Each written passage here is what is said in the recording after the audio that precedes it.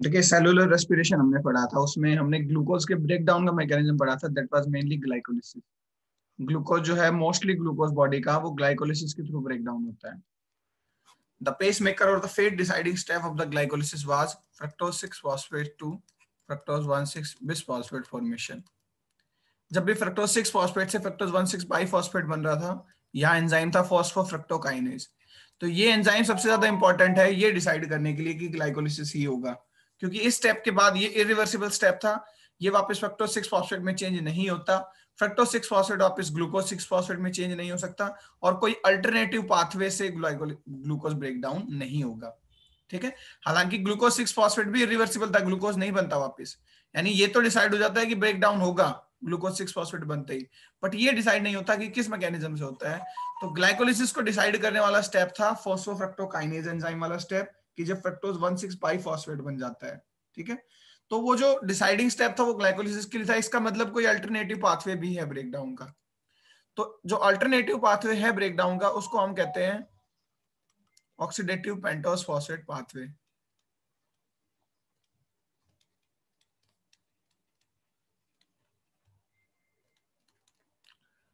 देखिए कोई भी ऑर्गेनिज्म हो, कोई भी लिविंग ऑर्गेनिज्म, चाहे वो प्लांट हो चाहे वो एनिमल्स हो, उसमें ऑलमोस्ट 10% और मोर देन 10% भी कुछ केसेस में, बट 10% जो ऑलमोस्ट ब्रेक डाउन है ग्लूकोज का, वो अल्टरनेटिव पाथवे यानी कि ऑक्सीडेटिव पेंटोज पाथवे के थ्रू ही होता है। ये सेलुलर रेस्पिरेशन का डायरेक्ट पार्ट तो नहीं है, पर यहां भी एनर्जी जनरेशन होती है।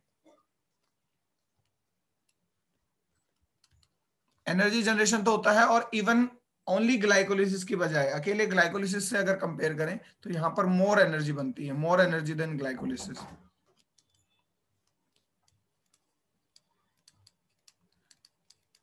यहां क्या हो रहा है, ब्रेक डाउन तो हो रहा है ग्लूकोज का, but rather catabolic, it is also anabolic. ये एनाबॉलिक प्रोसेस भी है। एनाबॉलिक इसलिए है क्योंकि इसमें बीच बीच में कुछ रिएक्शंस ऐसे होंगे C3 साइकिल की तरह, जहां जो है लोअर कंपाउंड्स, मान लीजिए एक 3 कार्बन का एक 4 कार्बन का, ये मिलकर जो है कंडेंस होकर जॉइंट या मैक्रोमोलिक्यूल्स भी बनाते हैं। तो ये ऑल्सो एनाबॉलिक भी है। ये rather catabolic, it is also anabolic. कुछ इंपॉर्टेंट कंपाउंड्स भी सिंथेसाइज होते हैं।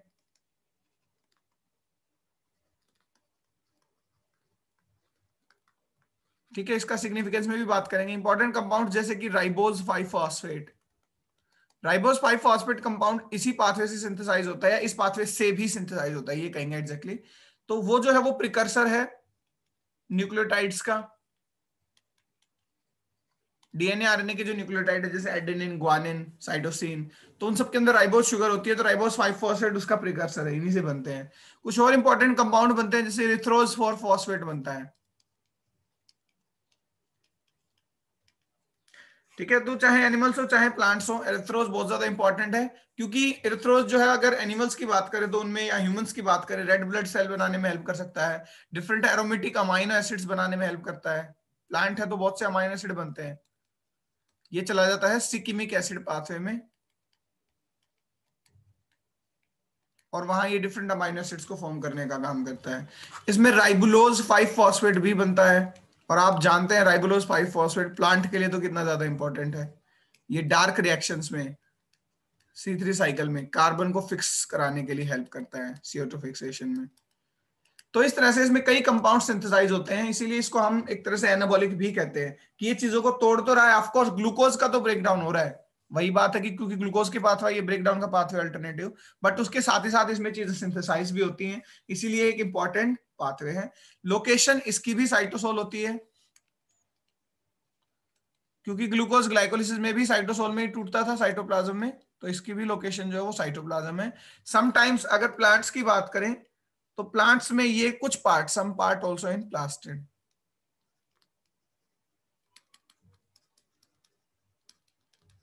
प्लास्टिड इसलिए कह रहा हूं क्योंकि मान लीजिए अगर लीफ के अलावा कोई और सेल है, भाई लीफ में तो क्लोरोप्लास्ट हो जाएगा सम पार्ट, ठीक है, बट अगर रूट है या स्टेम है तो फोटोसिंथेटिक जो है आपके पिगमेंट्स नहीं होते, प्लास्टिड जरूर होते हैं हर एक सेल में। तो प्लास्टिड के अंदर होता है ये, ठीक है, चाहे वो ल्यूकोप्लास्ट, माइलोप्लास्ट, किसी भी तरह का प्लास्टिड हो, उसके अंदर ये जो है लोकेशन इसकी होती है अलॉन्ग विद द साइटोप्लाज्म। और जो एनिमल सेल्स है या ह्यूमन सेल्स है उसमें प्योरली किसमें होता है, ये साइटोप्लाज्म में होता है। ऑल्दो डिपेंड करता है कि सेल जो है किस ऑर्गन की है, हर एक सेल में नहीं होता oxidative pentose phosphate pathway, mostly liver में या कुछ स्पेशल टिश्यूज में, ठीक है, वहीं पर ऑक्सीडेटिव पेंटोज फॉस्फेट पाथवे होता है। प्लांट में भी जो है जर्मिनेटिंग सीड्स में, ठीक है, या ऐसी कंडीशंस में जहां ग्लाइकोलिसिस नहीं हो रहा, या जनरली क्योंकि ग्लाइकोलिसिस सपोर्ट करता है एरोबिक को ही, हालांकि होता दोनों में बट एरोबिक के लिए ही सपोर्टिव है, तो जहां ऑक्सीजन प्रेजेंट नहीं है वहां भी हो सकता है ये ऑक्सीडेटिव पेंटोज फॉस्फेट पाथवे। तो ये इंट्रोडक्शन था कि एक्चुअली है क्या, ये एक अल्टरनेटिव पाथवे है, इसके थ्रू भी ग्लूकोज टूट सकता है, इसमें ज्यादा एनर्जी बनती है, इसमें अप्रोक्सीमेटली 30 एटीपी बनते हैं, ठीक है। हालांकि इसमें एटीपी डायरेक्ट नहीं बनते, इसमें NADPH2 की फॉर्म में बनते हैं, और हम जानते हैं एक NADPH2 भी 3 एटीपी के बराबर होता है। ये NADH2 नहीं है, ध्यान रहे, ठीक है, इसमें फॉस्फेट और है, बट NADPH2 भी कॉम्प्लेक्स 1 में एंटर करता है डायरेक्ट इलेक्ट्रॉन ट्रांसपोर्ट चेन में। मान लीजिए कहीं पर भी NADPH2 बन गया, एक NADPH2, तो वो electron transport chain of mitochondria में चला जाता है डायरेक्ट, और कहां पर, कॉम्प्लेक्स 1 में। तो अगर कॉम्प्लेक्स 1 में जाएगा तो सिमिलरली वही 10 इलेक्ट्रॉन देगा, और वही 10 इलेक्ट्रॉन देगा, सॉरी 10 प्रोटॉन, तो कितनी एनर्जी जनरेट करेगा, वही NADH2 के बराबर। ETC आपको अच्छी तरह से आती है, मैं याद दिला दूं, ये भी कॉम्प्लेक्स 1 में जाकर एंटर करता है, तो इसका भी जो है ऑक्सीडेशन वहीं से होगा, और उतने ही इलेक्ट्रॉन, उतनी ही एटीपी ये जनरेट करेगा। तो ये भी 3 एटीपी के बराबर होता है, तो 12 multiply by 3 that will be 36। 36 ATP overall बनते हैं, 6 खर्च कर दिए जाते हैं, तो नेट गेन जो होता है वो 30 एटीपी का होता है। तो देखिए अगर ग्लूकोज इस मेथड से टूटे तो हालांकि फायदा होगा एनर्जी के मामले में, तो लेकिन क्योंकि अकेला ही ये देखिए 30 एटीपी दे रहा है, बट ये मेथड रेयर है और कम होता है, ठीक है। So this is alternative pathway which is called oxidative pentose phosphate pathway. इसके बहुत सारे नाम हैं, सारे नाम एक बार डिस्कस कर देता हूं, ठीक है। मेनली इसको ऑक्सीडेटिव पेंटोज फॉस्फेट पाथवे तो कहते ही हैं, या ऑक्सीडेटिव वर्ड यूज नहीं करते, इसको पेंटोज फॉस्फेट पाथवे भी कह देते हैं डायरेक्ट।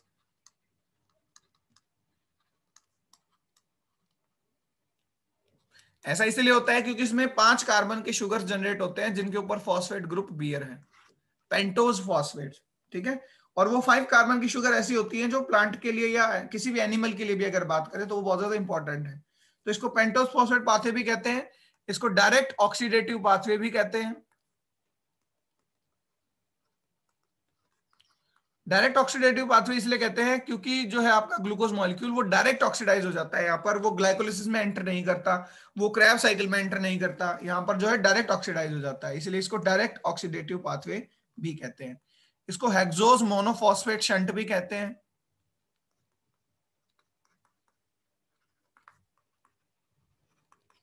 क्योंकि जनरली जो 6 कार्बन की शुगर है हमारी ग्लूकोज, वो अपने एक फॉस्फेट का जो है ट्रांसफर करती रहती है बार बार, यानी एक फॉस्फेट जो है वो मशीन की तरह चलता रहता है, पहले यहाँ था फिर यहाँ चले जाता है फिर यहाँ चले जाता है। शंट का मतलब होता है एक तरह से चेंज करते रहना, तो हेक्सोज मोनोफॉस्फेट शंट भी बोलते हैं। 6 कार्बन की शुगर जो है वो अपना फॉस्फेट डोनेट कर रही है।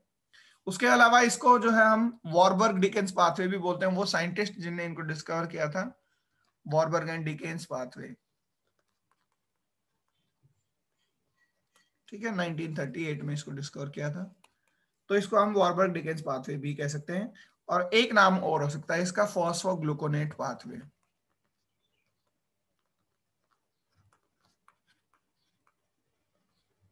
मोस्ट इंपॉर्टेंट नाम तो दो ही हैं इसके, एक जो आपका पेंटोज फॉस्फेट पाथवे, ठीक है, या इसको हम हेक्सोज मोनोफॉस्फेट शंट भी कहते हैं। बाकी साइंटिस्ट के नाम या ये डिफरेंट, ये बीच में एक सबस्ट्रेट बनता है इसलिए इसका नाम है। तो ये कुछ नाम है, आप याद रख सकते हैं। अब एक्चुअली इसमें होता क्या है वो मैं बता देता हूं। इसमें ग्लूकोज के 6 मॉलिक्यूल लिए जाते हैं। देखो ग्लाइकोलिसिस में हम एक ही मॉलिक्यूल के लिए पढ़ते थे पूरा पाथवे, यहां हमें पाथवे को समझने के लिए 6 मॉलिक्यूल्स लेने पड़ेंगे। आपको थोड़ा सा अगर C3 साइकिल याद हो तो वहां भी हमने लिए थे 6 मॉलिक्यूल, कॉम्प्लेक्सिटी नहीं होती, चीजें बस ये याद रखनी है कि आप 6 मॉलिक्यूल लेकर चल रहे हैं, हर एक काम 6 बार होगा सारा। मान लीजिए मैं कहता हूं ये कोई बड़ी बॉल है, ये बहुत छोटे छोटे बॉल्स में टूट गई, 6 बॉल्स में, तो अगर इस तरह की 6 बॉल्स हैं तो सारी की 6 बॉल्स छोटे छोटे 6 बॉल्स में ही टूटेंगे, यानी टोटल 36 मिल जाएंगे। तो इस तरह से हमें चीजें याद रखनी है बस, कि हमने टोटल 6 मॉलिक्यूल हम लेकर चले हैं। उसमें से होता क्या है, उसमें से 5 मॉलिक्यूल ग्लूकोज के 5 वापस रीजनरेट हो जाते हैं। ग्लूकोज के 6 मॉलिक्यूल लेकर चलिए, एक बहुत लंबा चौड़ा पाथवे में वो जाएंगे, 6 के 6 मॉलिक्यूल, 5 वापस रीजनरेट हो जाएंगे, बचा हुआ एक मॉलिक्यूल पूरा ब्रेक डाउन हो जाएगा। और देखिए हमें वही करना है अल्टीमेटली। ग्लाइकोलिसिस में भी एक पूरा ग्लूकोज हमें ब्रेक डाउन करना था, यहाँ भी हमें एक पूरा मॉलिक्यूल ब्रेक डाउन करना है। वो पूरा एक मॉलिक्यूल ब्रेक डाउन होने से हमें बहुत फायदे हो रहे हैं, हमें 30 एटीपी मिल रहे हैं, हमें बहुत से इंटरमीडिएट कंपाउंड मिल रहे हैं, ठीक है। तो एक ये बहुत अच्छा पाथवे है सेल के लिए। स्टार्ट करते हैं इसको। ये फेट रहेगा कि एक ग्लूकोज टूटेगा, केवल 5 जो रहेंगे वो रीजनरेट रहेंगे। ऐसा काम 2 स्टेप्स में होता है, एक ऑक्सीडेटिव फेज कहलाती है, दूसरी नॉन ऑक्सीडेटिव फेज कहलाती है।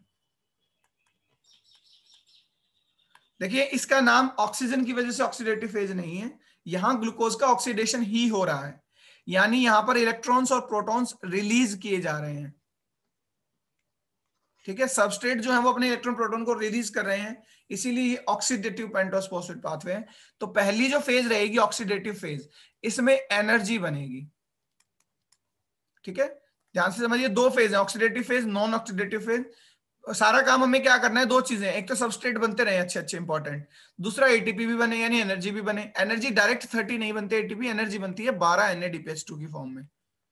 तो ये NADPH2 कब बन पाएंगे, जब NADP एक्सेप्ट कर पाए इलेक्ट्रॉन प्रोटॉन्स को, तो वो NADPH2 बना पाएगा। तो पहले फेज में ऑक्सीडेटिव फेज में NADPH2 बनने का काम होता है, यानी ऑक्सीडेशन होता है एक्चुअली में। फिर सेकंड फेज जो होती है वो एक तरह की एनाबॉलिक फेज है, उसमें चीजें आइसोमराइज होती है, कंडेंस होती हैं, एक सबस्ट्रेट से दूसरा सबस्ट्रेट बनता है, फिर आइसोमराइजेशन होता है। तो वो एक ओवरऑल लॉन्ग पाथवे है और उसमें कुछ भी नहीं हो रहा, केवल साइक्लिक मूवमेंट्स हो रहे हैं और 5 मॉलिक्यूल वापस रीजनरेट हो रहे हैं ग्लूकोज के। 6 में से 5 मॉलिक्यूल रीजनरेट होते हैं, वहां कोई एनर्जी नहीं बनती नॉन ऑक्सीडेटिव फेज में, और ऑक्सीडेटिव फेज में क्या बनती है, एनर्जी बनती है। तो सारे काम के कंपाउंड्स जो है, ये जो बाई प्रोडक्ट्स हैं वो तो बनते हैं नॉन ऑक्सीडेटिव फेज में, और एनर्जी बनती है ऑक्सीडेटिव फेज में। 6 मॉलिक्यूल्स में से 5 रीजनरेट होते हैं और एक पूरा यूटिलाइज होकर 12 NADPH2 फॉर्म कर जाता है ऑक्सीडेटिव फेज में ही। देखिए फर्स्ट स्टेप कॉमन होता है, जो 6 मॉलिक्यूल हैं ग्लूकोज के, फर्स्ट थिंग हम ऑक्सीडेटिव फेज में फिर भी आपको स्ट्रक्चरली बता दूंगा, आपको तो एग्जाम में बिल्कुल भी स्ट्रक्चर्स ड्रॉ नहीं करने हैं। ये बात मैंने आपको ग्लाइकोलिसिस में भी और क्रेब्स साइकिल में भी बताया था कि एग्जामिनेशन पॉइंट ऑफ व्यू से हमें पाथवे केवल याद रखना है, ठीक है। और स्ट्रक्चर केवल ऑक्सीडेटिव फेज के हम समझेंगे, क्योंकि नॉन ऑक्सीडेटिव फेज जो है वो ऑलरेडी आपने सारे स्ट्रक्चर C3 साइकिल में पढ़े हुए हैं, तो आप समझ सकते हैं वहां पर चीजों को। इस रिएक्शन को हम बार बार पढ़ते आए हैं, 3PGL + DHAP क्या बनाएगा मिलकर, ये बनाएगा फ्रक्टोज 1,6 बाइफॉस्फेट, ठीक है। तो क्योंकि वो बहुत ज्यादा लेंथी पाथवे है, बहुत ज्यादा हेक्टिक हो जाता है स्ट्रक्चरली, अगर आप पढ़ेंगे तो उसको हम नॉन स्ट्रक्चरली पढ़ेंगे, नॉन ऑक्सीडेटिव फेज को। कुछ भी एक भी ऐसा नया उसमें कंपाउंड नहीं आएगा जो आपने ऑलरेडी नहीं पढ़ा हो C3 साइकिल में। तो इसका पहला स्टेप होता है ग्लूकोज का फॉस्फोराइलेशन होता है, ग्लूकोज 6 फॉस्फेट में वो चेंज होता है। एंजाइम क्या रहते हैं, हेक्सोकाइनेज या ग्लूकोकाइनेज, यहां पर एटीपी खर्च किया जाता है, आपको याद होगा। ये स्टेप ग्लाइकोलिसिस का पहला स्टेप है, ठीक है। तो यहां पर 6 मॉलिक्यूल अगर हम लेकर चल रहे हैं तो कितने एटीपी खर्च करने पड़ेंगे, 6 एटीपी खर्च करने पड़ेंगे। देखिए ये पाथवे कहीं ना कहीं C3 से रिलेट कर रहा है, C3 में भी हम 6 मॉलिक्यूल लेकर चलते थे तो सारी चीजें 6 ही बनती थी। तो 6 मॉलिक्यूल बन गए ग्लूकोज 6 फॉस्फेट के, ये पहला स्टेप है। यहाँ एंजाइम हुआ हेक्सोकाइनेज, ये स्टेप हम ऑलरेडी पढ़ चुके हैं कहां पर, ग्लाइकोलिसिस में भी, यानी ये स्टेप कॉमन है। तो अब ग्लूकोज 6 फॉस्फेट से ग्लूकोज 6 फॉस्फेट जो है ये ग्लाइकोलिसिस में भी जा सकता है और ऑक्सीडेटिव पेंटोस फॉस्फेट पाथवे में भी जा सकता है। ग्लाइकोलिसिस में जाएगा तो fructose 6 phosphate, fructose 1,6 bis phosphate, 3 phosphoglyceride, dihydroxyacetone phosphate, वही रिएक्शंस आगे होंगी जो हमने पढ़ी थी। बट अब हम पढ़ रहे हैं अगर ये ऑक्सीडेटिव पेंटोस फॉस्फेट पाथवे से ब्रेक डाउन होगा तब इसमें क्या होगा। तो ग्लूकोज 6 फॉस्फेट जो है वो चेंज होता है एक कंपाउंड में, ठीक है, 6 फॉस्फोग्लूकोनोलैक्टोन में, 6 फॉस्फोग्लूकोनोलैक्टोन में, ठीक है। यहां पर एंजाइम यूज किया जाता है ग्लूकोज 6 फॉस्फेट डिहाइड्रोजिनेज, ये भी एक इंपॉर्टेंट एंजाइम है, ये रेगुलेट करता है, स्टेप को बाद में बताऊंगा क्यों इंपॉर्टेंट है। इस एंजाइम का नाम है पूरा ग्लूकोज 6 फॉस्फेट डिहाइड्रोजिनेज। यहां पर डिहाइड्रोजिनेशन होता है, डिहाइड्रोजिनेशन जब होता है तो यहां पर एक जो है एनर्जी को एंजाइम एक्सेप्टर होता है NADP, ये उन 2 हाइड्रोजन को एक्सेप्ट कर NADPH2 बना लेता है, ठीक है। विदित है या याद रहे कि 6 मॉलिक्यूल ग्लूकोज 6 फॉस्फेट के हैं आपके पास, तो 6 मॉलिक्यूल्स के लिए 6 NADP हम यूज कर सकते हैं और 6 ही NADPH2 बन जाएंगे। यानी हर एक मॉलिक्यूल से एक H2 पेयर बाहर निकलेगा। तो क्योंकि 6 मॉलिक्यूल्स हैं तो टोटल 6 H2 पेयर बाहर निकलेंगे और 6 के 6 NADP जो है वो रिड्यूस हो सकते हैं NADPH2 में। तो NADP तो रिड्यूस हो गया और ऑक्सीडाइज हो गया ग्लूकोज 6 फॉस्फेट 6 फॉस्फोग्लूकोनोलैक्टोन के अंदर। ठीक है, यहां पर एंजाइम क्या यूज किया हमने, 6 फॉस्फेट डिहाइड्रोजिनेज हमने यूज किया। दिखा देता हूं मैं आपको किस तरह से स्ट्रक्चरली ये फॉर्म होगा। ग्लूकोज 6 फॉस्फेट को यहाँ लीनियरली लिखना पड़ेगा हमें। पहली पोजीशन से लिखना शुरू करते हैं।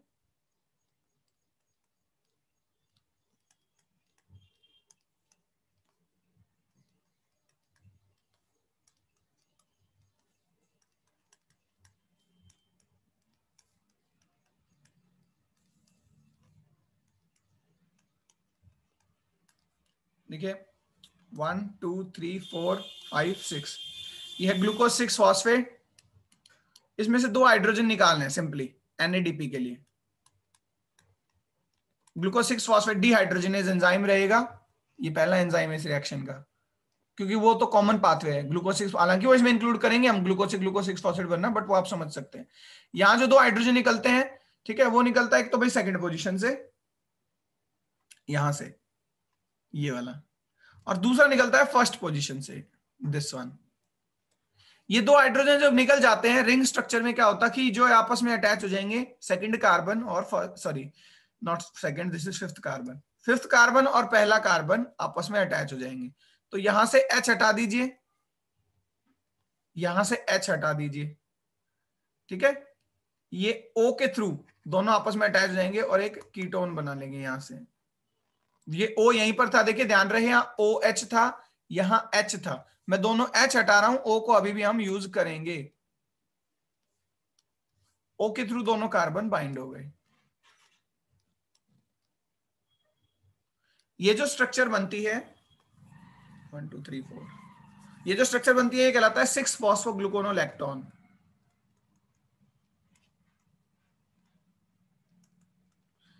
हर एक मॉलिक्यूल ग्लूकोज 6 फॉस्फेट का चेंज हो गया 6 फॉस्फोग्लूकोनोलैक्टोन में, तो 6 के 6 मॉलिक्यूल चेंज हो गए, 6 के 6 मॉलिक्यूल के लिए NADPH2 बन गया। इस तरह से यहां पर 6 NADPH2 सिंथेसाइज हो गए।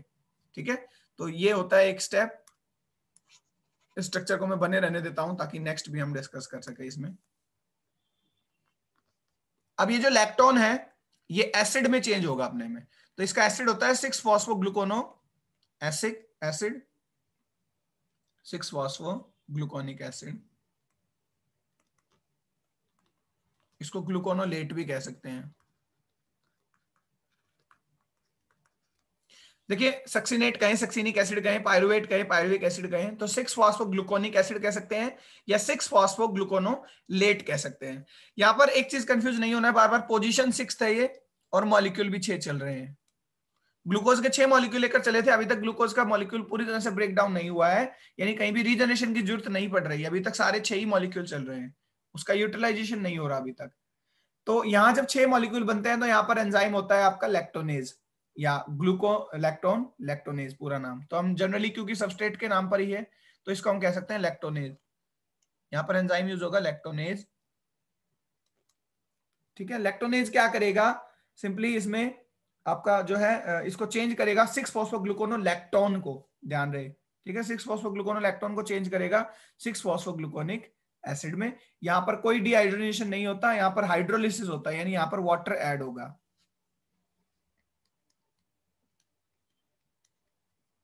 देखिए वाटर के अंदर 2 चीजें हैं टोटल, अब वाटर ऐड कितने करने पड़ेंगे, क्योंकि मॉलिक्यूल भी कितने हैं, 6 मॉलिक्यूल हैं, तो वाटर भी हमें 6 ऐड करने पड़ेंगे, हर एक मॉलिक्यूल के लिए एक वाटर। अब वाटर के पास OH और H ग्रुप है, तो वाटर अपना OH भी देगा और H भी देगा। ठीक है, तो देखिए क्या होगा, यहां पर ये जो ऑक्सीजन है ये वापस मैं यही लगा रहा हूं, ये ब्लैक से दिखा देता हूं क्योंकि इसी की है ये ऑक्सीजन को, तो कुछ देर के लिए मैं हटा रहा हूं।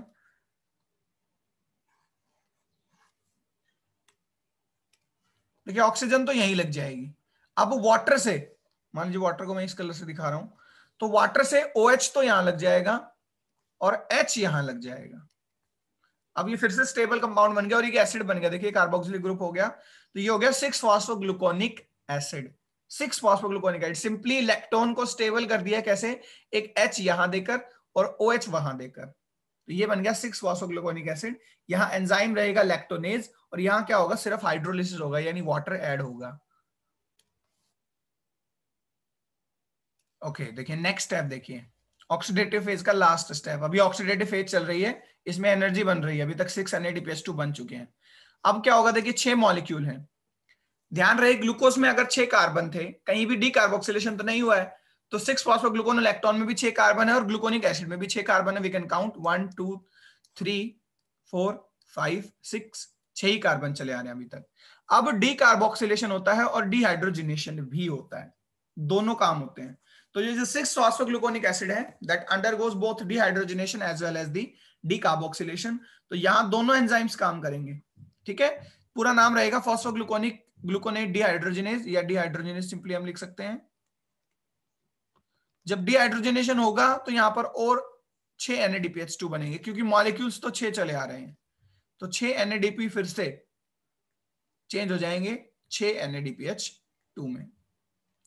तो 6 NADPH2 और बन गए, वहां भी बने थे, टोटल 12 बन गए। देखिए इसी स्टेप में एक एंजाइम तो हो गया डिहाइड्रोजिनेज।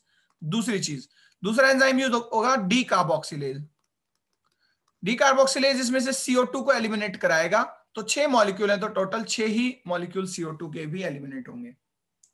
देखिए ध्यान रहे ग्लाइकोलिसिस में CO2 इवॉल्व नहीं होती थी, यहाँ CO2 भी इवॉल्व होती है। तो ये अपने आप में एक तरह का पूरा रेस्पिरेशन है, जो खुद ही एनर्जी बना रहा है, CO2 को भी इवॉल्व कर रहा है। ठीक है, तो यहाँ CO2 भी इवॉल्व होती है ऑक्सीडेटिव पेंटोस फॉस्फेट पाथवे में। तो ये 6 कार्बन का कंपाउंड था।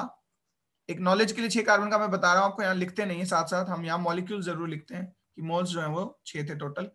तो 6 के 6 मॉलिक्यूल के साथ जब डिहाइड्रोजनेशन होगा और डीकार्बोक्सिलेशन होगा तो 6 CO2 निकल जाएंगी, 6 NADPH2 बन जाएंगे, और कंपाउंड जो बनेगा वो बनेगा राइबुलोज 5 फॉस्फेट। तो राइबुलोज 5 फॉस्फेट पर ध्यान रहे, राइबोज नहीं है ये, राइबुलोज है। यहां आकर ऑक्सीडेटिव फेज खत्म हो जाती है।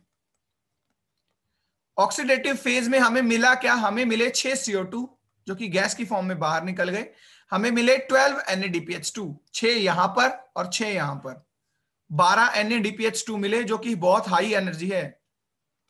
एक NADPH2 3 ATP के बराबर होता है, तो टोटल 36 ATP मिल गए हमें। लेकिन 6 ATP यहां खर्च भी करे थे, कहां, ग्लूकोज को फॉस्फोराइलेट कराने के लिए। तो 36 - 6 ओवरऑल नेट गेन जो है वो 30 ATP है, नेट गेन। क्योंकि अब हम जानते हैं ETC के बारे में अच्छी तरह से, तो हम इसको डायरेक्ट कैलकुलेट करके बता सकते हैं, हाँ इतना ATP बनता है। कोई पूछ ले कैसे NADPH2 कैश हो गया, भाई that will go into the complex 1 and it will cash into the ATP, वो कैश हो जाएगा डायरेक्टली। ठीक है, सो 30 ATP जो है ओवरऑल गेन होता है इसके अंदर। सिमिलरली एक कंसेप्ट मैं बता देता हूं, अगर ऑक्सीजन प्रेजेंट नहीं रहेगी, बिल्कुल एनारोबिक ऑर्गेनिज्म है, तो फिर ये वेस्ट भी जाते हैं NADPH2, फिर ये बहुत कम एनर्जी दे पाएंगे। ठीक है, क्योंकि ये कैश नहीं होंगे, क्योंकि इलेक्ट्रॉन ट्रांसपोर्ट चेन तो ऑक्सीजन की प्रेजेंस में ही काम करती है। तो ये पाथवे ऑक्सीजन की एब्सेंस या प्रेजेंस में काम कर सकता है, बट इसकी जो एनर्जी यूटिलाइजेशन है वो ऑक्सीजन के प्रेजेंस में ही होती है। ठीक है, तो देखिए नेक्स्ट स्टेप को स्ट्रक्चरली हम डिस्कस कर रहे हैं कि डीकार्बोक्सिलेशन भी हुआ और डिहाइड्रोजनेशन भी हुआ है। चलिए फिर करते हैं डिहाइड्रोजनेशन भी और डीकार्बोक्सिलेशन भी, यानी एक पूरा कार्बन भी हमें निकालना है। ठीक है, दूसरी चीज हमें जो है यहां से एलिमिनेट करना है, आपका 2 हाइड्रोजन भी हमें एलिमिनेट करने हैं। ओके, तो हाइड्रोजन एलिमिनेट करते हैं, फिर हम कार्बन एलिमिनेट करेंगे। तो मैं 6th पोजीशन से एज इट इज लिख रहा हूं, CH2OP,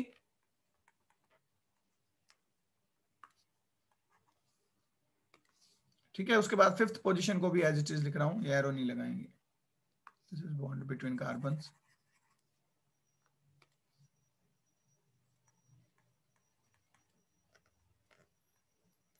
फिफ्थ पोजीशन का कार्बन भी एज इट इज रहेगा, 4th पोजीशन का कार्बन भी एज इट इज रहेगा। ये 4th है। जो 3rd कार्बन है, 3rd कार्बन से 2 हाइड्रोजन निकाल रहा हूं, एक ये हाइड्रोजन, एक ये हाइड्रोजन 3rd कार्बन से। तो यहां से निकलने के बाद यहां कीटोन ग्रुप बच जाएगा COO। ठीक है, अब एक्चुअली क्या हुआ कि ये जो 2 हाइड्रोजन है ये कहां चले गए, ये NADP के पास चले गए, और इन्होंने जो है NADPH2 सिंथेसाइज कर दिया। अब देखिए नेक्स्ट कार्बन पर आने के बाद हमें क्या करना है, हमें एक कार्बन भी निकालना है प्लस एक CO2 पूरा निकालना है, यानी कार्बन भी और 2 ऑक्सीजन भी। तो यहां तक तो आपको क्लियर होगा कि हमने कैसे 2 हाइड्रोजन निकाल दिया। अब ऊपर वाले में क्या करना है, ये CO और ये O ये एलिमिनेट कर देते हैं पूरा in the form of CO2। ठीक है, पूरी CO2 चली गई, तो अब बचे हुए कंपाउंड को हमें लिखना पड़ेगा। बचा हुआ कंपाउंड क्या है, एक तो कार्बन है हमारे पास, ठीक है, 2 हाइड्रोजन है भाई, COO चला गया ऊपर से, ऊपर एक हाइड्रोजन बच गई बेचारी, ये कार्बन, ये हाइड्रोजन मैंने CS2 लिख दिया और OH। तो 1 2 3 4 5, 5 कार्बन का एक शुगर बना राइबुलोज 5 फॉस्फेट, जिसकी 5वीं पोजीशन पर फॉस्फेट है। तो इस तरह से हमने डी कार्बोक्सिलेशन भी कर दिया, डिहाइड्रोजनेशन भी कर दिया, और फाइनली ऑक्सीडेटिव फेज के बाद एक कंपाउंड बन गया ribulose 5 phosphate. So this is ribulose 5 phosphate. Repeat कर रहा हूं, चौथी जो आपकी फर्स्ट सेकंड थर्ड पोजीशन से हमने हाइड्रोजन निकाल दिए दोनों, तो ये कीटोन बन गया। उसके बाद इस पोजीशन से, पहली पोजीशन के कार्बन से CO2 निकालिए। कई बार क्वेश्चन आता है कॉम्पिटिटिव एग्जामिनेशंस में कि जो CO2 एलिमिनेट होती है वो कौन सा कार्बन है ग्लूकोज का। मास्टर्स लेवल पे या कॉम्पिटिटिव एग्जामिनेशन में क्वेश्चन आता है, बहुत कॉमन क्वेश्चन है। तो ये हमेशा याद रखिएगा CO2 पहले कार्बन से निकली है। ऐसा भी कर सकते थे हम कि CO यहां से ले, ऑक्सीजन यहां से ले लें, बट ऐसा होता नहीं, सेकंड कार्बन नहीं देता CO2 को। फर्स्ट कार्बन जो है उससे CO2 बनी है, यानी वो अपने साथ दोनों ऑक्सीजन ले गया, उसकी हाइड्रोजन जो बची थी वो हम ये नीचे ले आए, तो हमने CH था ऑलरेडी, CH2OH कर दिया। इस तरह से ये एक स्टेबल कंपाउंड बन गया राइबुलोज 5 फॉस्फेट। और इस तरह से ऑक्सीडेटिव फेज जो है वो कंप्लीट होती है। नेक्स्ट फेज में अब जो है कंपाउंड्स आइसोमराइज होकर थिंग्स को फॉर्म करेंगे।